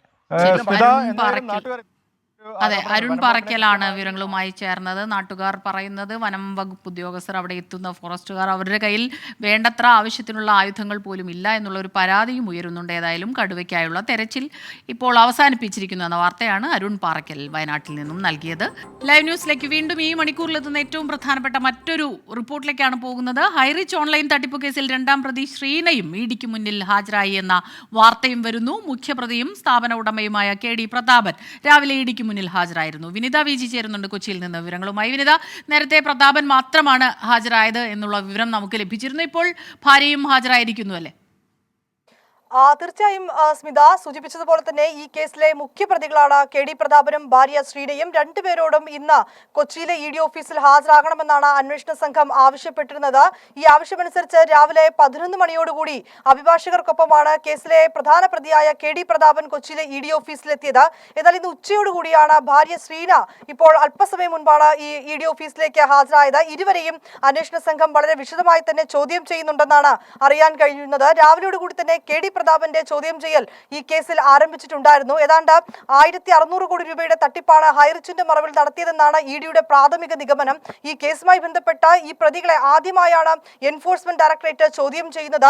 അറസ്റ്റിലേക്കടക്കം കാര്യങ്ങൾ പോകാനുള്ള ഒരു സാധ്യതയും നമുക്ക് നിലവിൽ തള്ളിക്കളയാൻ കഴിയില്ല. കാരണം വളരെ വിശദമായിട്ടുള്ളൊരു ചോദ്യം ചെയ്യൽ കൂടി ഈ ഘട്ടത്തിൽ അനിവാര്യമാണ്. ED കേസെടുത്തതിന് തൊട്ട് പിന്നാലെ ഈ പ്രതികൾ രണ്ടുപേരും ഒളിവിൽ പോവുകയും പിന്നീട് മുൻകൂർ ജാമ്യാപേക്ഷയുമായി കോടതിയെ സമീപിക്കുകയുമായിരുന്നു. എന്നാൽ എന്തുകൊണ്ട് അന്വേഷണ സംഘത്തിന് മുൻപിൽ പ്രതികൾക്ക് ഹാജരായി കൂടാ എന്നൊരു നിലപാടിലേക്ക് കോടതി എത്തിയതോടുകൂടിയാണ് അന്വേഷണ സംഘത്തോട് സഹകരിക്കാമെന്നും ഹാജരാകാമെന്നും പ്രതികൾ അഭിഭാഷകൻ മുഖേന അന്വേഷണ സംഘത്തെ അറിയിച്ചത്. തുടർന്ന് രാവിലെയോടുകൂടി KD പ്രതാപൻ കൊച്ചിയിലെ ED ഓഫീസിൽ ഹാജരായി. അദ്ദേഹത്തിന്റെ ചോദ്യം ചെയ്യൽ ഇപ്പോഴും പുരോഗമിക്കുകയാണ്. ഉച്ചയോടുകൂടിയാണ് കേസിലെ മറ്റൊരു പ്രതിയും KD പ്രതാപന്റെ ഭാര്യയുമായ ശ്രീന പ്രതാപൻ ED ഓഫീസിന് മുന്നിൽ ഹാജരായത്. ഇപ്പോൾ ഇരുവരെയും എൻഫോഴ്സ്മെന്റ് ഡയറക്ടറേറ്റ് ചോദ്യം ചെയ്യുകയാണ്. ശരി, വിനിത വിജയാണ് വിവരങ്ങളുമായി നമുക്കൊപ്പം ചേർന്നത്. സംസ്ഥാനത്ത് ഇന്നും നാളെയും ചൂട് കൂടുമെന്ന് കേന്ദ്ര കാലാവസ്ഥാ വകുപ്പിന്റെ മുന്നറിയിപ്പ്. 2 മുതൽ 4 ഡിഗ്രി സെൽഷ്യസ് വരെ താപനില ഉയർന്നേക്കും. 6 ജില്ലകളിലാണ് മുന്നറിയിപ്പുള്ളത്. വിവരങ്ങളുമായി ജയശങ്കർ ചേരുന്നുണ്ട്. ജയശങ്കർ, ഇത്തവണ നമുക്കറിയാം നേരത്തെ തന്നെ വേനൽ വലിയ കടുത്ത ചൂട് അനുഭവപ്പെടാൻ തുടങ്ങി. ഇതിപ്പോൾ ഫെബ്രുവരി പകുതി ആയില്ല, അപ്പോഴേക്കും പകുതി കഴിഞ്ഞതേ ഉള്ളൂ, അപ്പോഴേക്കും ചൂട് ഇങ്ങനെ കൂടുന്നു. ഏതെല്ലാം ജില്ലകളിൽ, പ്രത്യേകിച്ച് പാലക്കാട് പോലുള്ള ജില്ലകളിലൊക്കെ വലിയ ചൂട് ഉണ്ടാകാറുള്ളതാണ്. അതുപോലെ എത്ര ജില്ലകളിലാണ് ഏറ്റവും കൂടുതൽ ശ്രദ്ധിക്കേണ്ടത്? എന്തെല്ലാം കാര്യങ്ങളാണ് ഇപ്പോൾ കാലാവസ്ഥാ മുന്നറിയിപ്പിലുള്ളത്? സ്മിത, സംസ്ഥാനത്ത് വേനൽക്കാലം ആരംഭിക്കാനിരിക്കെ തന്നെ ചൂട് വലിയ തോതിൽ കൂടുമെന്നാണ് കേന്ദ്ര കാലാവസ്ഥാ നിരീക്ഷണ കേന്ദ്രം പുറത്തിറക്കിയ മുന്നറിയിപ്പിൽ പറയുന്നത്. ഈ വർഷത്തെ വേനൽ കടുക്കുമെന്നും ഈ ഒരു മുന്നറിയിപ്പിൽ നിന്ന് നമുക്ക് വായിച്ചു മനസ്സിലാക്കാം. നിലവിൽ 6 ജില്ലകളിലാണ് കടുത്ത ചൂടിനുള്ള ഒരു മുന്നറിയിപ്പ് പുറപ്പെടുവിച്ചിരിക്കുന്നത്. എറണാകുളം, തൃശ്ശൂർ, കണ്ണൂർ, ഒപ്പം ആലപ്പുഴ, കോട്ടയം, കോഴിക്കോട് എന്നീ ജില്ലകളിലാണ്. നമ്മൾ എപ്പോഴും ചൂട് കൂടുതൽ എന്ന് പറയുന്ന പാലക്കാട് ജില്ലയിൽ ഉയർന്ന താപനില സാധ്യത നിലവിൽ രേഖപ്പെടുത്തിയിട്ടില്ല. ഈ ജില്ലകളിലാണ് നിലവിൽ ഏറ്റവും ഉയർന്ന ഒരു താപനിലയ്ക്കുള്ള സാധ്യത കേന്ദ്ര കാലാവസ്ഥാ നിരീക്ഷണ കേന്ദ്രം പറയുന്നത്. ഈ ജില്ലകളിൽ താമസിക്കുന്ന ആളുകൾ വലിയ ജാഗ്രത പുലർത്തണം. മറ്റു ജില്ലകളിലും സമാനമായ രീതിയിൽ ജാഗ്രത പുലർത്തണമെന്നും നിർദ്ദേശമുണ്ട്. എന്തായാലും പകൽ 11 മണിക്കും 3 മണിക്കും ഇടയിൽ പ്രത്യക്ഷമായി വെയിൽ കൊള്ളുന്ന തരത്തിൽ തുടർച്ചയായി ജോലിയിൽ ഏർപ്പെടരുത്. കൂടുതൽ ശുദ്ധജലം കുടിക്കണം. ഇത്തരത്തിലുള്ള ജാഗ്രതാ നിർദ്ദേശങ്ങളും കേന്ദ്ര കാലാവസ്ഥാ നിരീക്ഷണ കേന്ദ്രം പുറപ്പെടുവിച്ചിട്ടുണ്ട്. വരും ദിവസങ്ങളിൽ മറ്റു ജില്ലകളിലും സമാനമായ രീതിയിൽ ചൂട് വർദ്ധിക്കാനുള്ള ഒരു സാധ്യത ഉണ്ട് എന്നാണ് കാലാവസ്ഥാ നിരീക്ഷണ കേന്ദ്രത്തിൻ്റെ വിലയിരുത്തൽ. എന്തായാലും ഈ മുന്നറിയിപ്പ് ഉള്ള 6 ജില്ലകളിൽ വലിയ തോതിലുള്ള ജാഗ്രത പുലർത്തണം. മറ്റു ജില്ലകളിലും വരും ദിവസങ്ങളിൽ ചൂട് കൂടും. അതുകൊണ്ട് തന്നെ ഈ ജില്ലകളിലും ഉള്ള കാലാവസ്ഥ അനുസരിച്ചുള്ള അപ്ഡേറ്റുകൾ വരും മണിക്കൂറിൽ ലഭിക്കും. ഏറ്റവും ഒടുവിൽ 1 മണിക്കാണ് കേന്ദ്ര കാലാവസ്ഥാ നിരീക്ഷണ കേന്ദ്രം സംസ്ഥാനത്തെ താപനില സംബന്ധിച്ച ഒരു മുന്നറിയിപ്പ് പുറത്തിറക്കുന്നത്. ഈ മുന്നറിയിപ്പിലാണ് 6 ജില്ലകളിൽ ഉയർന്ന താപനില രേഖപ്പെടുത്തിയിരിക്കുന്നത്. വലിയ തോതിൽ വരും ദിവസങ്ങളിലും ഈ താപനിലയുടെ അളവ് വർദ്ധിക്കാനുള്ളൊരു സാധ്യതയാണ്. അതുകൊണ്ട് തന്നെ ജാഗ്രത പുലർത്തേണ്ട ഒരു സമയം തന്നെയാണ് സ്മിത. ശരി, ജയശങ്കറാണ് കൂടുതൽ വിവരങ്ങളുമായി ചേർന്നത്. ശ്രദ്ധിക്കുക, ഈ കൂടുതൽ ചൂട് അനുഭവപ്പെടുന്ന ഇടങ്ങളിൽ കൊടും ചൂടിന് താഴെ നിന്ന് ജോലി ചെയ്യുന്നവരൊക്കെ തന്നെ നിർജ്ജലീകരണം, സൂര്യാഘാതമൊക്കെ അനുഭവപ്പെടാനുള്ള ഒരു സാധ്യതയുണ്ട്. അതുകൊണ്ട് വേണ്ടത്ര വെള്ളം കുടിക്കുക, വല്ലാത്ത വെയിലത്ത് പോകാതിരിക്കുക. പോയാൽ തന്നെ അതിനുള്ള വസ്ത്രങ്ങളുണ്ട്. പ്രത്യേകിച്ച് ആ രീതിയിലൊക്കെ തന്നെ വലിയ ജാഗ്രത പാലിക്കേണ്ട ഒരു സമയമാണ്. വേനലിൻ്റെ ഒരു ആഘാതം അത് നമ്മളെ വല്ലാതെ ബാധിക്കാൻ സാധ്യതയുണ്ടെന്നാണ് ഇപ്പോൾ കാലാവസ്ഥാ വകുപ്പിൻ്റെ മുന്നറിയിപ്പ്. മറ്റൊരു പ്രധാനപ്പെട്ട വാർത്തയിലേക്കാണ്. ഏകീകൃത കുർബാന തർക്കത്തിൽ എറണാകുളം അങ്കമാലി അതിരൂപത ആസ്ഥാനത്ത് ഒരു വിഭാഗം വിശ്വാസികൾ പ്രതിഷേധിക്കുന്നു. രൂപത അഡ്മിനിസ്ട്രേറ്റർ മാർ ബോസ്കോ പുത്തൂർ രാജിവെക്കണം എന്നാണ് പ്രതിഷേധക്കാരുടെ ആവശ്യം. എബിൻ ജോസ് ചേരുന്നുണ്ട് കൊച്ചിയിൽ നിന്ന് വിവരങ്ങളുമായി. എബിൻ, ഈ പ്രശ്നം അവസാനിക്കുന്നേയില്ല. എറണാകുളം അതിരൂപതയിലെ പ്രശ്നങ്ങൾ അത് വലിയ ഇതിലേക്ക് തന്നെ പോയിക്കൊണ്ടിരിക്കുന്നു, നീണ്ടു പോകുന്നു എന്നാണോ? ഇപ്പോഴെന്താണ് ഈ പ്രതിഷേധം?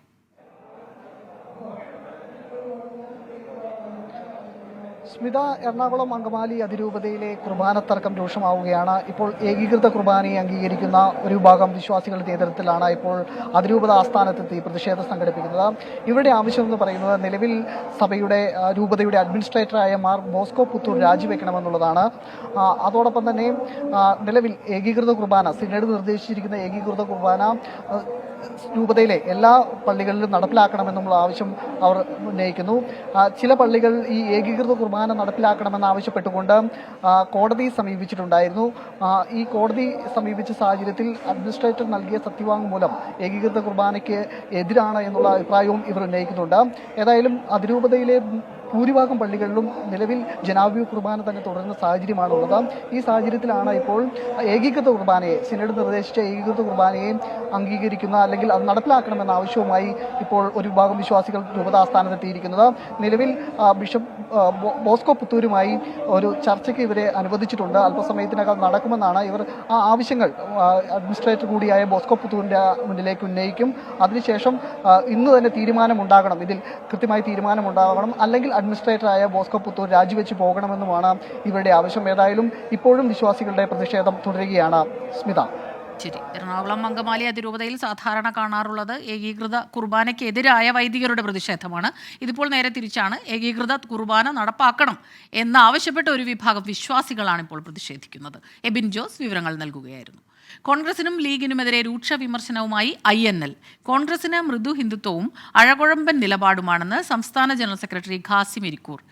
EDയെ പേടിച്ച് വിഷയങ്ങളിൽ മുസ്ലിം ലീഗ് നിലപാടെടുക്കുന്നില്ല എന്നും ഖാസിം ഇരിക്കൂറിന്റെ വിമർശനം. BJPയോടുള്ള വിധേയത്വം, ആ വിധേയത്വം ഒന്ന് പ്രത്യശാസ്ത്രപരമായ അവരുടെ വീക്ക്നെസ്സാണ് കാണിക്കുന്നത്.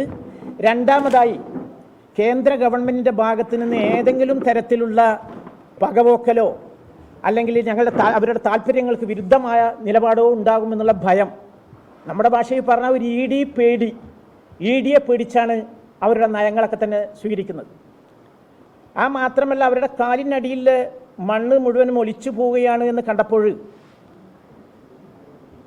മുസ്ലിം സമൂഹത്തിൽ തന്നെയുള്ള സ്ഥാപനങ്ങളെ അല്ലെങ്കിൽ പ്രസ്ഥാനങ്ങളെ പിടിച്ചെടുക്കാനുള്ള ശ്രമം ആരംഭിച്ചിരിക്കുക. സാദിഖ് അലി ശിഹാബ് തങ്ങൾ സംഘപരിവാറിന്റെ പാദസേവ നടത്തുന്നുവെന്ന് അഹമ്മദ് ദേവർകോവിലും വിമർശിച്ചു. അദ്ദേഹം പ്രതിനിധാനം ചെയ്യുന്ന മതന്യൂനപക്ഷങ്ങളുടെ താല്പര്യമല്ല മുസ്ലിം ലീഗ് പ്രതിനിധാനം ചെയ്യുന്നത് എന്ന് ആ പ്രസ്താവനയുടെ എല്ലാവർക്കും ബോധ്യമായി കഴിഞ്ഞിട്ടുണ്ട്. അധികാരത്തിൻ്റെ അപ്പക്കഷ്ണങ്ങൾ കൈയിട്ട് വരാനും എന്നും അധികാരത്തിനോടൊപ്പം ഒട്ടിനിൽക്കാനും മുസ്ലിം ലീഗ് നടത്തിയിട്ടുള്ള തറ രാഷ്ട്രീയമാണ് അദ്ദേഹത്തിൻ്റെ പ്രസ്താവനയിലൂടെ പുറത്തു വന്നിട്ടുള്ളത്. അത് ഇന്ത്യയിലെ മതന്യൂനപക്ഷങ്ങൾ അവജ്ഞയോടെ തള്ളിയിട്ടുണ്ട് എന്ന് നമുക്കറിയാം. മറുഭാഗത്ത് സംഘപരിവാറിൻ്റെ പത്രവും അദ്ദേഹത്തെ പൊക്കിപ്പിടിച്ചിട്ടുണ്ട് എന്നത് മറ്റൊരു വസ്തുത കൂടിയാണ്. അങ്ങനെ അദ്ദേഹത്തെ ആജന്മശത്രുക്കൾ എന്ന് പറയുന്ന സംഘപരിവാറും അതിൻ്റെ പത്രവും ഉയർത്തിപ്പിടിക്കുന്നുവെങ്കിൽ അതിനർത്ഥം സംഘപരിവാറിന് പാദസേവ ചെയ്യുന്ന പ്രവർത്തനം മുസ്ലിം ലീഗ് ആരംഭിച്ചു കഴിഞ്ഞു എന്ന് തന്നെയാണ്. വിവരങ്ങളുമായി സമീർ സി മുഹമ്മദ് ചേരുന്നുണ്ട്. സമീർ, ലീഗിന് ED പേടി, കോൺഗ്രസിന് മൃദു ഹിന്ദുത്വ നിലപാട്, രൂക്ഷമായ വിമർശനമാണ് INL ഉന്നയിക്കുന്നത് അല്ലേ? ഇപ്പോൾ കണ്ണൂർ മട്ടന്നൂരിൽ ഗവർണർക്കെതിരെ കരിങ്കൊടി കാണിച്ച പ്രതിഷേധക്കാർ. SFIയുടെ പ്രതിഷേധമാണ്. ഉച്ചത്തിൽ മുദ്രാവാക്യം വിളിക്കുന്നു, കരിങ്കൊടി വീശുന്നു. ഗവർണർ അവർക്കിടയിലൂടെ തന്നെ നടക്കുന്ന ദൃശ്യങ്ങളും നമ്മൾ കാണുന്നുണ്ട്.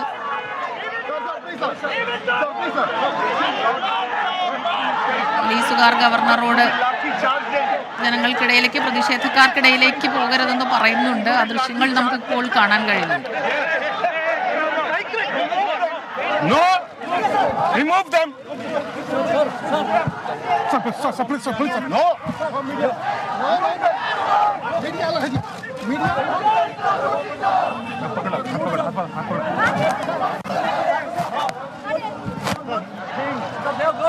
think they have to be removed. No.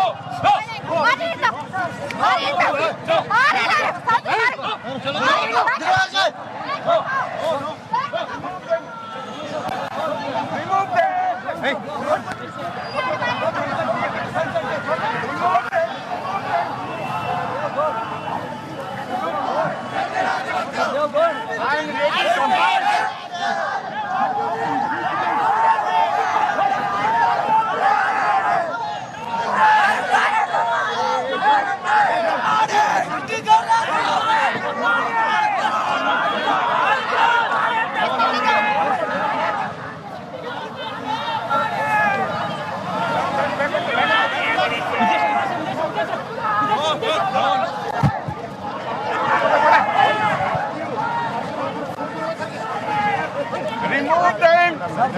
Sajo Devasya ചേരുന്നുണ്ട് വിവരങ്ങളുമായി. സജോ, ഗവർണർ പോകുന്ന വഴിയിൽ പ്രതിഷേധം തുടർന്ന് ഗവർണർ അങ്ങോട്ടേക്ക് പ്രതിഷേധക്കാർക്കിടയിലേക്ക് ഇറങ്ങുകയായിരുന്നു.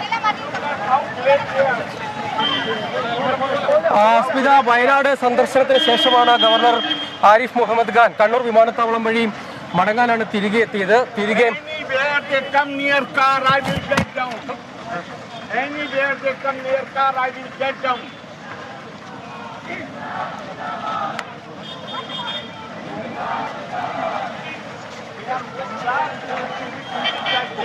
SFIയുടെ കരിങ്കൊടി പ്രതിഷേധം, ഗവർണർ വലിയ ദേഷ്യത്തിലാണ്.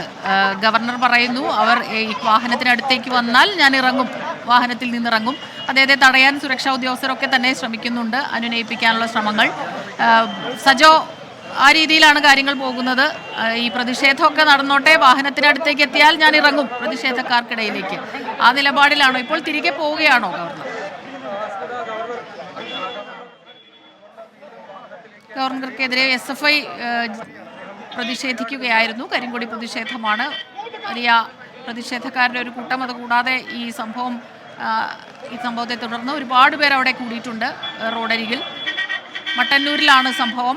ഗവർണർ വയനാട്ടിൽ സന്ദർശനം നടത്തി തിരികെ എയർപോർട്ടിലേക്ക് പോകുന്ന വഴിയാണ് SFIയുടെ പ്രതിഷേധമുണ്ടായത്. പ്രതിഷേധക്കാർക്കെതിരെ പ്രകോപിതനായി ഗവർണറെ അനുനയിപ്പിച്ചിപ്പോൾ സുരക്ഷാ ഉദ്യോഗസ്ഥർ വാഹനത്തിൽ കയറ്റിവിടുകയും ചെയ്തു. സജോ, വിവരങ്ങളുമായി സജോ ദേവസ്യ ചേരുന്നുണ്ട്.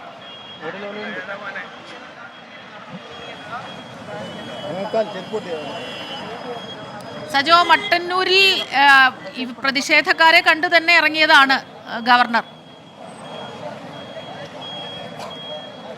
സ്മിത, പ്രതിഷേധക്കാരെ കണ്ടു തന്നെയാണ് ഗവർണർ മട്ടന്നൂരിൽ ഇറങ്ങിയത്.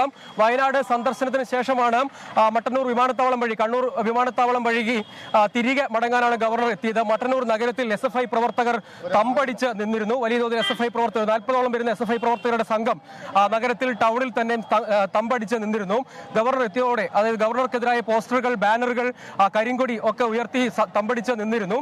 ഇതോടുകൂടിയാണ് ഗവർണർ ഇവിടെ എത്തിയത്. ഗവർണർ ഈ കൃത്യം മട്ടന്നൂർ ജംഗ്ഷനിലേക്ക്, അതായത് വിമാനത്താവളത്തിലേക്ക് തിരിയുന്നതിന് തൊട്ട് മുൻപുള്ള ജംഗ്ഷനിൽ എത്തിയതോടുകൂടിയും SFI പ്രവർത്തകർ വലിയ തോതിൽ കരിങ്കൊടി വീശി ഗവർണർക്ക് നേരെ പ്രതിഷേധവുമായി, മുദ്രാവാക്യം വിളികളുമായി മറ്റും ഗവർണർക്കെതിരെ തിരിഞ്ഞു. അവിടെ വലിയ തോതിൽ പോലീസ് സുരക്ഷയും മറ്റുമൊക്കെ ഏർപ്പെടുത്തിയിരുന്നു. പക്ഷേ ഈ ഘട്ടത്തിൽ ഈ വാഹനം അവിടെ ഗതാഗതം ചെറിയ തോതിൽ തടസ്സപ്പെടുന്ന ഒരു സാഹചര്യമുണ്ടായി. ഇതിനിടെയാണ് അപ്പോഴേക്കും ആ വാഹനം, ഗവർണറുടെ വാഹനം അവിടെ നിർത്തി. പിന്നീട് ഗവർണർ പുറത്തേക്ക് ഇറങ്ങി ഈ പ്രതിഷേധക്കാരെ മുഴുവൻ നീക്കണം എന്ന് ഗവർണർ ആവശ്യപ്പെട്ടു. എല്ലാവരെയും നീക്കണം എന്ന ആവശ്യം ഉന്നയിക്കുകയായിരുന്നു. ഒരു വിഭാഗം SFI പ്രവർത്തകർ, അതായത് ഈ പ്രതിഷേധത്തിന്റെ ഭാഗമായിരുന്ന ഒരു വിഭാഗം SFI പ്രവർത്തകർ ഇപ്പോഴും പ്രകടനവുമായി നീങ്ങുന്നത് നമുക്ക് ദൃശ്യങ്ങളിൽ കാണാം. ഇത് മട്ടന്നൂർ നഗര മധ്യം തന്നെയാണ്. ഈ ഭാഗത്ത് പ്രതിഷേധിച്ച ഒരു വിഭാഗം SFI പ്രവർത്തകർ ഇതിനകം നീങ്ങി. കുറച്ചധികം ആളുകളെ പോലീസ് കസ്റ്റഡിയിൽ എടുക്കുകയും ചെയ്തു.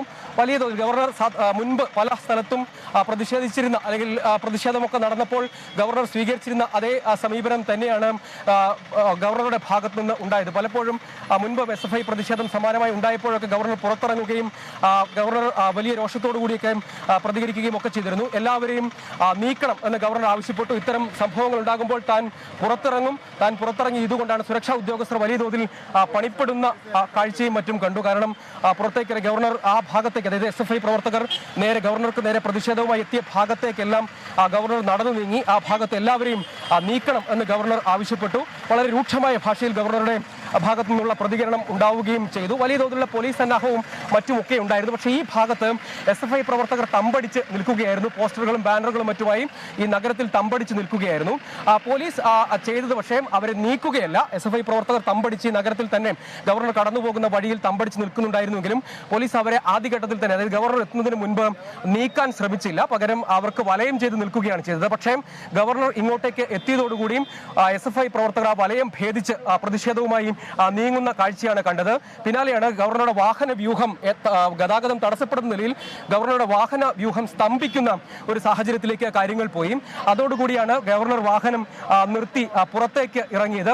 പ്രതിഷേധിക്കുന്ന മുഴുവൻ ആളുകളെയും നീക്കം ചെയ്യണം എന്ന രീതിയിൽ അദ്ദേഹം രൂക്ഷമായ ഭാഷയിൽ പ്രതികരിക്കുന്നതാണ് പിന്നീട് കണ്ടത്. രൂക്ഷമായ ഗവർണറുടെ ഭാഗത്തു നിന്ന് പ്രതികരണമുണ്ടായി.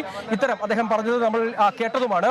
ഈ നിലയ്ക്ക് പ്രതിഷേധിക്കുമ്പോൾ താൻ പുറത്തിറങ്ങും, അവരെ നീക്കം ചെയ്യാൻ ശ്രമിക്കും, ഉദ്യോഗസ്ഥരോട് ആവശ്യപ്പെട്ടത് എല്ലാവരെയും ഇവിടെ നിന്ന് നീക്കൂ എന്ന് ആവശ്യപ്പെടുകയാണ് ചെയ്തത്. പിന്നീട് കുറച്ച് സമയം അദ്ദേഹം ഇവിടെ ചെലവഴിച്ചു. ആ ഭാഗത്തേക്കെല്ലാം അദ്ദേഹം നടന്നു നീങ്ങുന്ന സാഹചര്യം ഉണ്ടായി. പ്രതിഷേധക്കാരെ നീക്കണം എന്ന് ആവശ്യപ്പെട്ടു. അതിനുശേഷമാണ് സുരക്ഷാ ഉദ്യോഗസ്ഥരും വലിയ തോതിൽ പണിപ്പെട്ടു.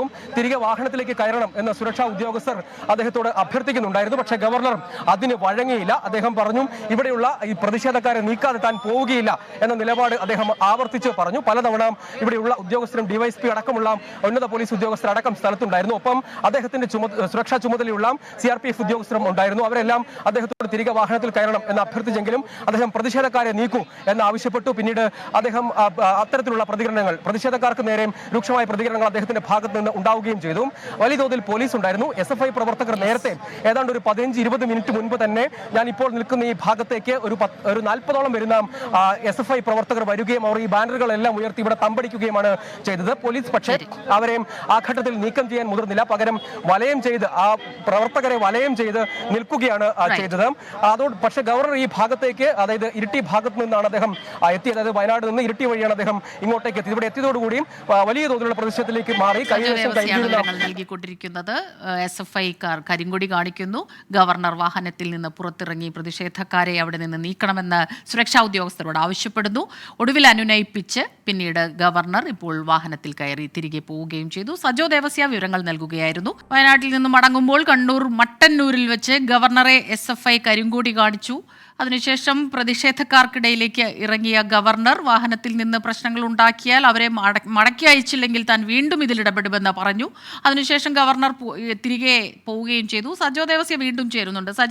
സജോ ഇപ്പോൾ പറഞ്ഞതുപോലെ തന്നെ 40 പേരടങ്ങുന്ന SFIക്കാർ അവിടെ പ്രതിഷേധിക്കാൻ ഉറച്ചു തന്നെ ഗവർണർ അതുവഴി എത്തും എന്ന് മനസ്സിലാക്കി തന്നെ പ്രതിഷേധിക്കുന്നു. പക്ഷേ അതിലെ കടന്നു പോകുന്നതിന് പകരം വാഹനം നിർത്തി ഗവർണർ ഇറങ്ങുന്നു. ഇതൊക്കെ നമ്മൾ ദൃശ്യങ്ങളിൽ നിന്ന് കണ്ടതാണ്. ഈ വിഷയങ്ങളിൽ, വയനാട്ടിലെ വിഷയങ്ങളിൽ ഒരു രാഷ്ട്രീയം കാണരുതെന്ന് ആവർത്തിച്ചു പറയുന്നുണ്ട് ഗവർണറും. പക്ഷേ ഇതിൻ്റെ ഒരു രാഷ്ട്രീയ പ്രാധാന്യം തന്നെയാണ് ഈ കാണുന്നത്. SFI തീർച്ചയായിട്ടും ഗവർണറെ എവിടെയൊക്കെ വെച്ച് കണ്ടാലും തടയും എന്നുറപ്പിക്കുന്നു. ഗവർണർ തിരികെ പ്രകോപിതരാക്കുകയും ചെയ്യുന്നുണ്ട് അവരെ എല്ലാം തന്നെ. ആ രീതിയിൽ തന്നെ ഈ കാര്യങ്ങൾ പോകുന്നുവല്ലോ. സ്മിത, വയനാട് സന്ദർശനത്തിന് വേണ്ടിയാണ് ഗവർണർ എത്തിയത്. ഇന്നലെ അദ്ദേഹം കണ്ണൂർ വിമാനത്താവളത്തിൽ ഇറങ്ങി ഇതേ വഴി തന്നെയാണ് നേരെ വയനാട്ടിലേക്ക് പോയത്. ഇന്നലെ രാത്രിയാണ് അദ്ദേഹം മട്ടന്നൂർ വിമാനത്താവളത്തിൽ ഇറങ്ങി അതിനുശേഷവും ഇതേ റോഡ് മാർഗം വയനാട്ടിലേക്ക് പോയത്. ഇന്നലെ രാത്രിയും ഇവിടെ സമാനമായ രീതിയിൽ SFI പ്രവർത്തകർ വലിയ പ്രതിഷേധം സംഘടിപ്പിച്ചു. സംസ്ഥാനത്തെമ്പാടും വ്യാപകമായി ഗവർണർക്കെതിരായ പ്രതിഷേധം തുടരുമെന്ന SFI നിലപാടിന്റെ തുടർച്ച തന്നെയാണ് ഇവിടെ നടന്ന പ്രതിഷേധവും. രാത്രിയിൽ പ്രതിഷേധമുണ്ടായി. പക്ഷേ പിന്നീട് ഗവർണർ കടന്നു പോവുകയാണ് ചെയ്തത്. SFI പ്രവർത്തകരെ കസ്റ്റഡിയെടുക്കാനുള്ള ശ്രമം വന്ന് ആ ഘട്ടത്തിൽ വിജയിച്ചിരുന്നുമില്ല. പിന്നീട് അദ്ദേഹം സന്ദർശനം പൂർത്തിയാക്കി കണ്ണൂർ വിമാനത്താവളം വഴി തന്നെയാണ്, മട്ടന്നൂരിലെ കണ്ണൂർ വിമാനത്താവളം വഴി തന്നെയാണ് അദ്ദേഹം തിരികെ മടങ്ങി പോകേണ്ടത്. അങ്ങനെ അവിടുത്തെ സന്ദർശനം പൂർത്തിയാക്കി അദ്ദേഹം റോഡ് മാർഗം മട്ടന്നൂരിലേക്ക് എത്തി. ഗവർണർ ഈ വഴി കടന്നു പോകുമെന്നത് SFI പ്രവർത്തകർക്ക് നേരത്തെ തന്നെ അറിയാം. ഇന്നലെയും അവർ പ്രതിഷേധിച്ചതാണ്. ഇത് കൃത്യമായി പ്രതിഷേധിക്കുന്നതിന് വേണ്ടി തന്നെ മുൻകൂട്ടി ഈ ഭാഗങ്ങളിലെല്ലാം വലിയ പോലീസ് സുരക്ഷ ഉണ്ടായിരുന്നു. നഗരത്തിൽ വലിയ പോലീസ് സന്നാഹത്തെയും നിയോഗിച്ചിരുന്നു. ഈ ഭാഗത്തേക്ക് ഏതാണ്ട് 40ഓളം വരുന്ന SFI പ്രവർത്തകർ ബാനറുകളും കൊടിതോരണങ്ങളും ഒക്കെയായി, പ്ലക്കാർഡുകളും മറ്റുമൊക്കെയായി ഈ നഗരമധ്യത്തിൽ തന്നെ തമ്പടിച്ച് നിൽക്കുകയാണ് ചെയ്തത്. പോലീസ് ആ ഘട്ടത്തിൽ അവരെ നീക്കം ചെയ്യുന്നത് ഒരു നടപടിയിലേക്കും കടന്നില്ല. പകരം അവരെ വലയം ചെയ്ത് നിൽക്കുകയാണ് ചെയ്തത്.